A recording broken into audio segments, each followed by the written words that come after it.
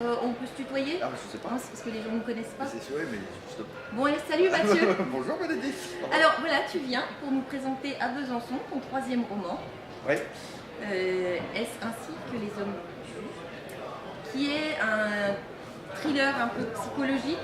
Alors, c'est l'histoire de Gustavo. C'est l'histoire de Gustavo. Tout court. C'est l'histoire de Gustavo qui est directeur financier, qui a une présentation importante à faire un matin et qui, au lieu d'être réveillé par son réveil, se retrouve réveillé par la police qui frappe à sa porte et qui débarque en force pour lui poser des questions sur ce qu'il faisait un samedi matin il y a 3 ans. Et Gustavo se retrouve placé en garde à vue pour homicide volontaire et tentative d'enlèvement, des faits qui remontent à 3 ans donc auparavant.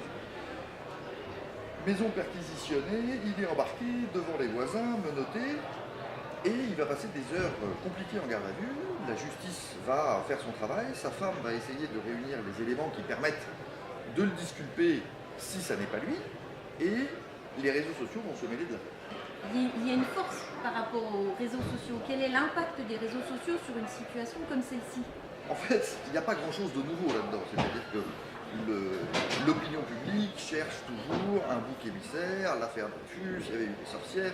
Et donc, ce tourbillon de recherche systématique de bouc émissaire n'est pas nouveau. Ce qui est nouveau avec les réseaux sociaux, c'est la rapidité, l'instantanéité, la portée, parce que tout ça prend des proportions qui sont colossales, et puis le fait que c'est indélébile. C'est-à-dire que une fois que vous avez été effectivement harcelé ou victime d'une campagne sur les réseaux sociaux, effacer tout ça, c'est impossible. Donc comment est-ce que vous reprenez une vie une fois que votre visage, votre nom est connu par tous et qu'il restera toujours quelque chose de cet âge?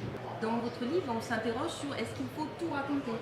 En tout cas, les professionnels de la justice se plaignent beaucoup du fait que les comptes rendus d'entretien de l'instruction, qui sont protégés par le secret, sont diffusés quasiment dans l'heure qui suit ces interrogatoires. Vous prenez l'affaire Daval avec le meurtre d'Alexia et la joggeuse.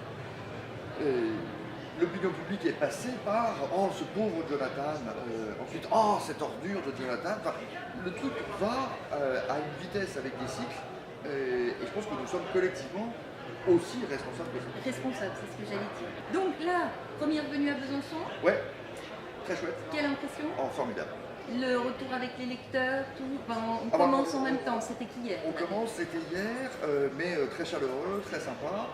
On a un temps magnifique. Je pense qu'on va mourir de chaud sous septembre, mais je le dis pas très chaud, pas très fort. Je vous souhaite un très très bon pardon. Tu peux Je te souhaite. Oui, non, mais en plus. Souhaitez-moi, cher Bénédicte. Cher monsieur Mathieu. Je vous souhaite un très bon salon et puis vraiment, on est très content de vous avoir. Eh ben, merci beaucoup, c'est un plaisir d'être là.